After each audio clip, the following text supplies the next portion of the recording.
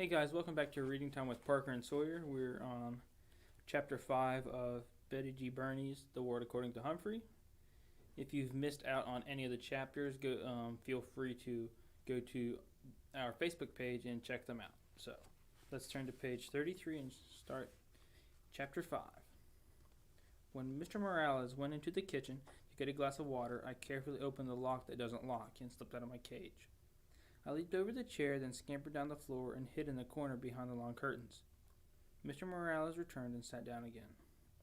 The children were still thumping and bumping and were now screaming and screeching as well.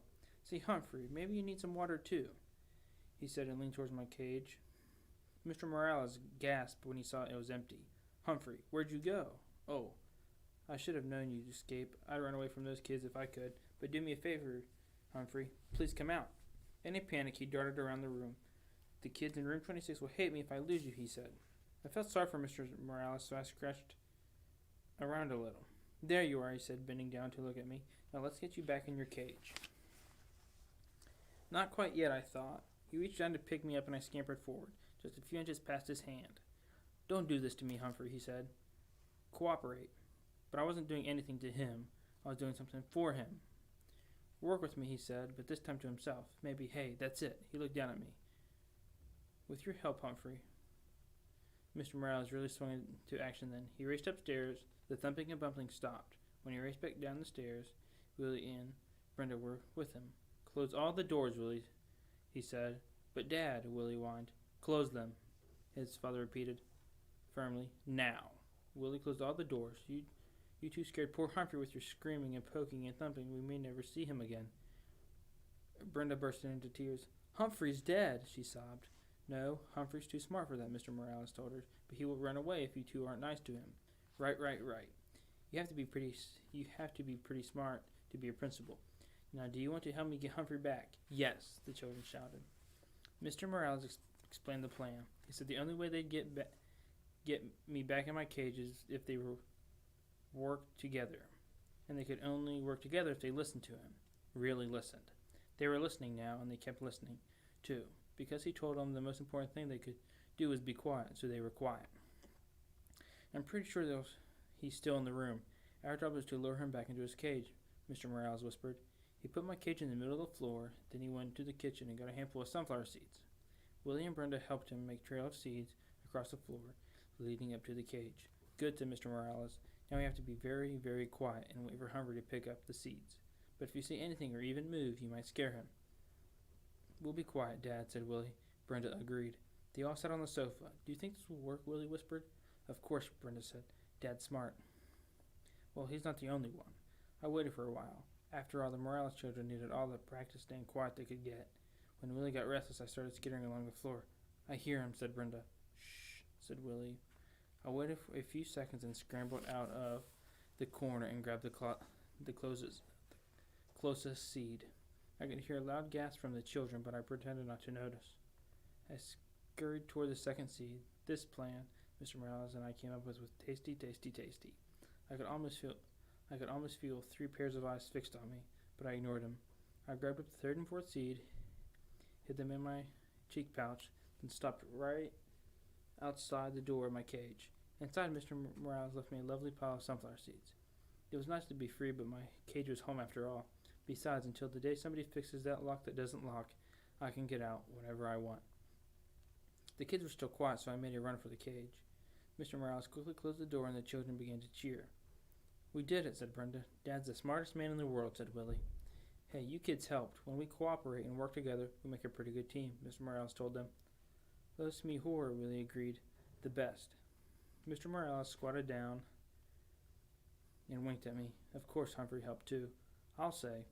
The rest of the weekend with the Morales family was fine. Sometimes the kids started interrupting their dad or mom, but Mr. Morales just reminded them that they could be polite if they tried.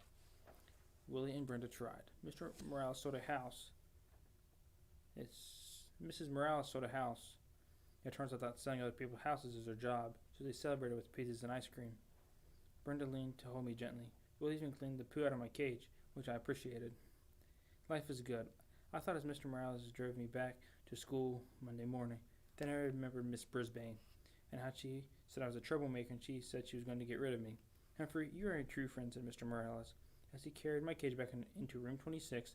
I'll never forget what you did for me. As soon as class started on Monday, Heidi's mom came into the classroom and explained to everyone about taking me home on weekends. How many of you would be interested, Mrs. Hopper asked. Every single hand in the classroom was raised. Every hand except one, Miss Brisbane's. Still, it was a pretty good week. I got a 90% on the vocab test.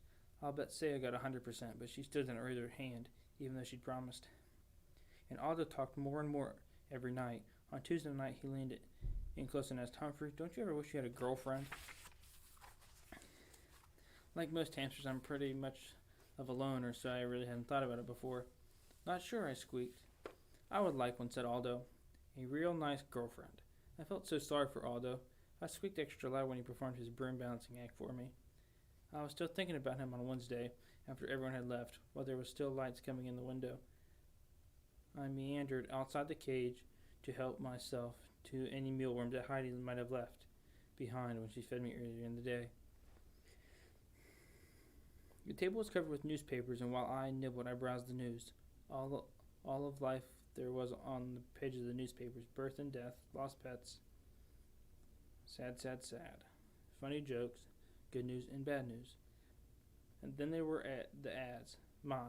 There were so many stores, not just Petoramas, but Shurorama and Foodorama, books galore, and wild world of tools. And there were other ads too. One in particular caught my eye this afternoon. It read, work nights, lonely, want to meet others who work nights. The Moonlighters Club. For people who work at night, meetings are held during the day on weekdays. Hikes and outgoing to restaurants, parks, plays, movies, and much more. There was a name, a phone number, and at the end, I could hardly believe it. This was exactly what Aldo needed. I could already see him smiling and happy, going to parks and plays with the Moonlighters Clubs and having a girlfriend. But how could I get Aldo to read this ad?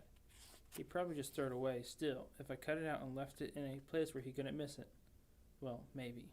Hamsters don't do scissors, but we have nifty teeth.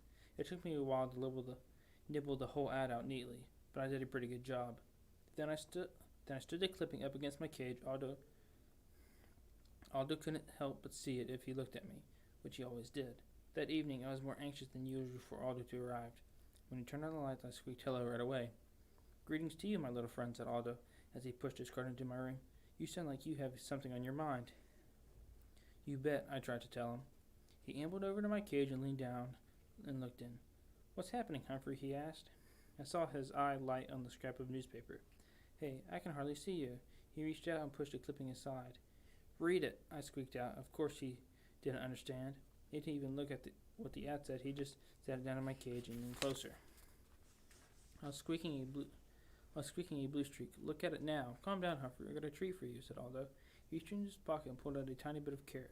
Your pal Aldo would never forget you. My heart sank. You try to help a human and they don't even pay attention. But as you know, I don't give up easily. I squeaked happily while he balanced his broom on his finger as usual, but my mind was on the Moonlighters Club and how to get Aldo there. After he left, I scrambled out of my cage, picked up the newspaper clipping, and tucked it inside my notebook. Then I hid my notebook behind the mirror. If I didn't, somebody mean might throw it away. I was still wondering what to do with it the next day when Miss Brisbane rolled in a cart with a big machine on it. This is an overhead projector, she told the class. I'm going to use it for some map work. When Miss Brisbane turned the machine on, a bright light was projected onto the wall. Then she placed a paper map on the glass, and suddenly the map showed up really big on the wall. She could write on it and draw on it, and you could see everything she wrote. A machine like this could come in very handy, I thought. So when Miss Brisbane turned off the machine and sent my classmates off to lunch, I thought about that machine. When AJ cleaned my cage and changed my water and bedding, I thought about that machine. I thought about it so hard I came up with a really, really, really good plan, but it would be difficult to carry out and dangerous as well.